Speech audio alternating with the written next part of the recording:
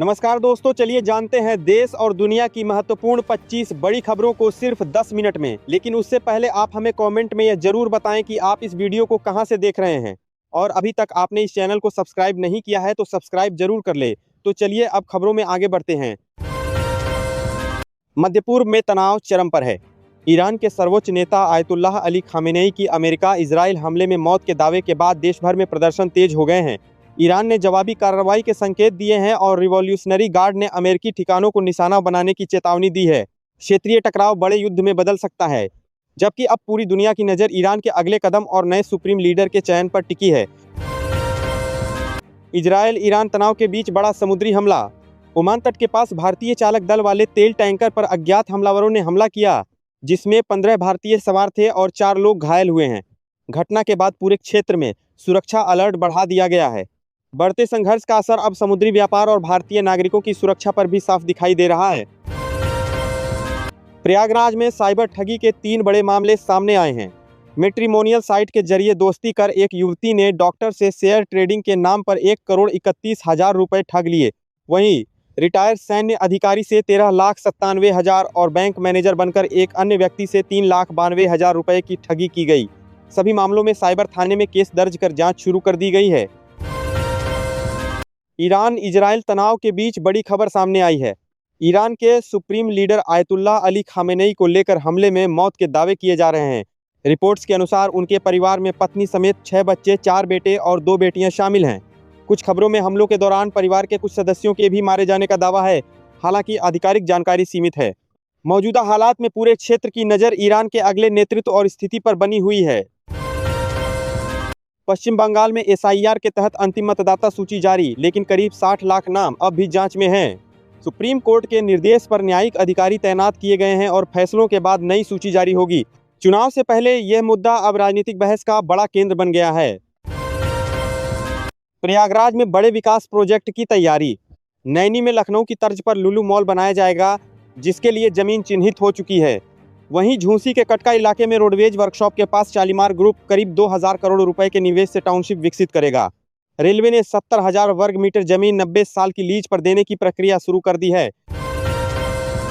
Middle east में जंग जैसे हालात। अमेरिका और इजरायल ने ईरान के अंडरग्राउंड मिसाइल ठिकानों पर बड़े हमले किए। 2 बॉम्बर से बमबारी की गई। ईरानी मीडिया ने सुप्रीम लीडर अली खामेनेई की मौत की पुष्टि का दावा किया है।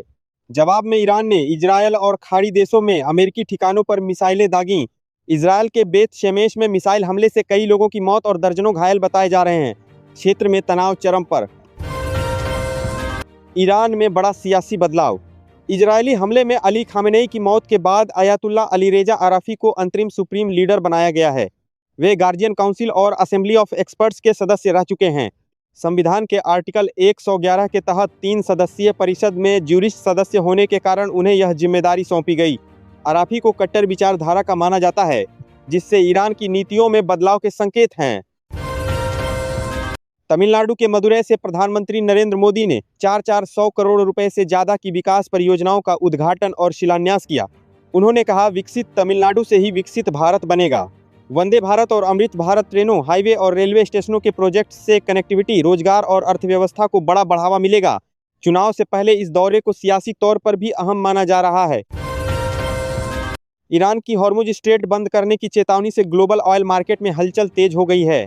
दुनिया की करीब 20% तेल सप्लाई इसी रास्ते से गुजरती है। रुकावट की आशंका के बीच रूस फिर पिक्चर में लौट आया है। चीन पहले ही रिकॉर्ड मात्रा में रूसी तेल खरीद रहा है, जबकि भारत की भी खाड़ी तेल पर बड़ी निर्भरता है। हालात बने रहे तो रूस को बड़ा फायदा और भारत चीन के लिए सस्ता तेल खरीदने का मौका मिल सकता है।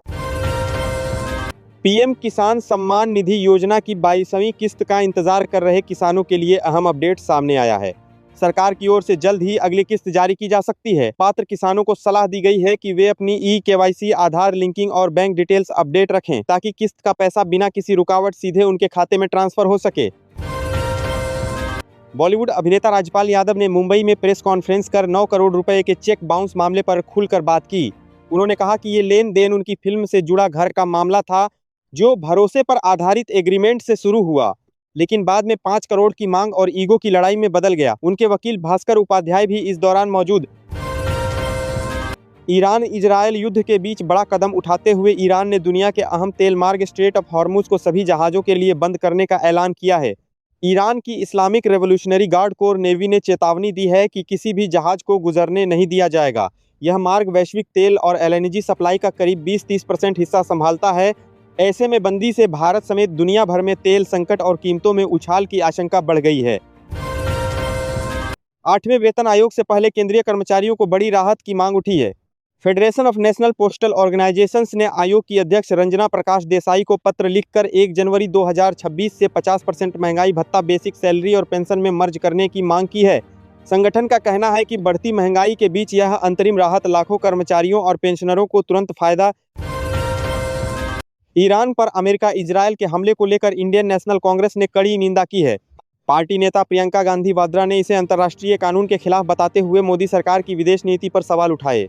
कांग्रेस का कहना है कि ईरान पर थोपे गए इस युद्ध पर सरकार की चुप्पी भारत के मूल्यों और राष्ट्रीय हितों के अनुरूप नहीं है। अमेरिका, इजरायल और ईरान के बीच बढ़ते तनाव का असर ग्लोबल मार्केट पर साफ दिख सकता है। हमलों के बाद कच्चे तेल की कीमतों में तेज उछाल के संकेत हैं, जिससे सोमवार को शेयर बाजार, कमोडिटी और करेंसी मार्केट में भारी उतार चढ़ाव संभव है। निवेशकों की नज़र अब क्रूड ऑयल, सोना, चांदी और सेंसेक्स निफ्टी की ओपनिंग पर टिकी है, जहां शुरुआती कारोबार में दबाव देखने को मिल सकता है। महीने के पहले रविवार 1 मार्च को सर्राफा बाजार में सोने के दाम ऊंचे स्तर पर बने हुए हैं।